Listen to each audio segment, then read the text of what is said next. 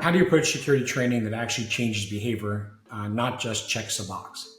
So, yeah, I mean, a lot of people are instituting security training because it's a compliance requirement, and all they want to do is check the box. And there's no follow-up. There's no looking at what people are doing, how they're performing, and getting ownership with them that this is important. That's the biggest thing. It kind of gets lost in the background. It's just something else that needs to be maintained. So just sending people to go to training and letting them play a video, maybe without even watching it, is not getting the benefit of security training and phishing campaigns. What are some smarter ways to measure and reduce human risk in your organization? So as much as I'm an advocate of cybersecurity training and phishing campaigns, we can't rely on them. We want to make sure that we're blocking as much as we can to prevent that phishing email from coming through. So that means having the right tools in the system to not only identify malicious emails, ones with attachments that are malicious or bad programs, but also for ones that are trying to phish for credentials. So I think a key way of preventing a mistake done by an end user is to have the right tools in place on the front end to minimize the risk on the endpoints. When you implement your email security system,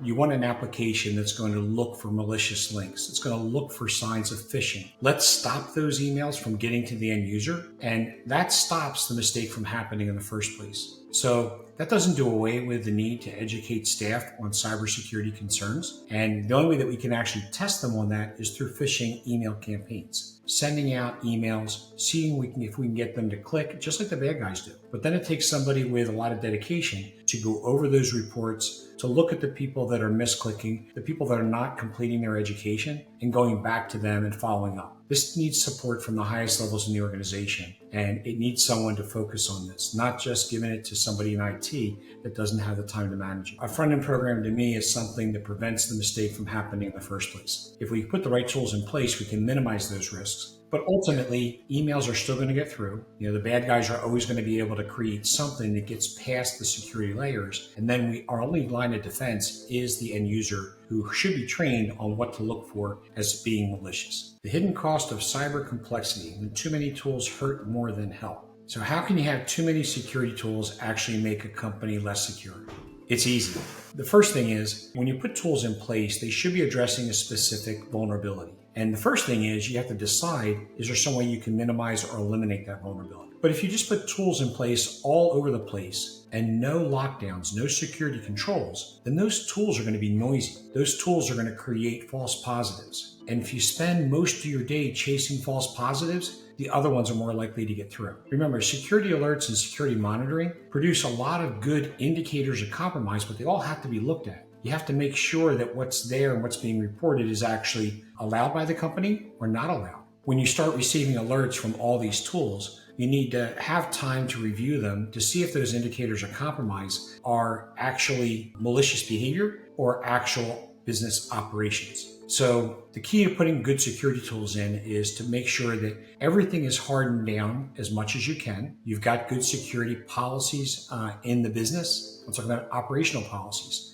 Where are files shared, and is that allowed? What mobile VPN software is allowed to be used by users that can hide their location? If it's not allowed at all, just block it. Then you don't need a tool to monitor for that type of behavior that might be considered a indicator of compromise. So having too many tools in place and not having the time to review them is one of the biggest problems that security companies face. We call it tuning, actually. When we implement security tools, we have to interact with our customers. We put the tool in place, and as we start to receive alerts, we start asking them questions. Well, do you allow this to be done by your staff? If not, we put tools in place to block it from happening. Then we don't get alerts anymore.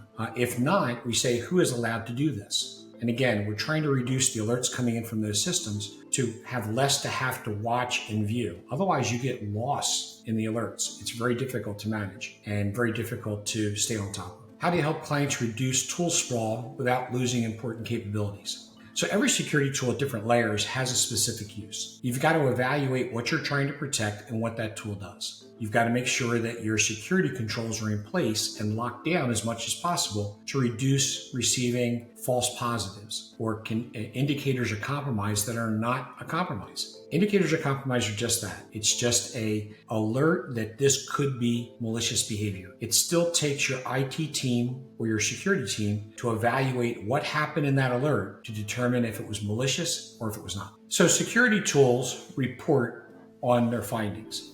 They're monitoring, they're scanning, they're watching actions, and they're watching logs. From that, they have highlighted things that could be an indicator of compromise. So an indicator of compromise is just that. It's a notification of something that happened that may be malicious. Well, what is malicious, right? Malicious might be data being shared outside the company that should not be. Malicious could be a software tool that was installed that's giving somebody remote access. Malicious could be an account that has been compromised and is being logged in from somebody else, some other place. So these are all malicious acts that have to be looked at, and that's where the indicator of compromise has to be reviewed by a security engineer or your IT engineer and determined whether it's real or not. And until it's real, we treat every indicator of compromise as if it is real.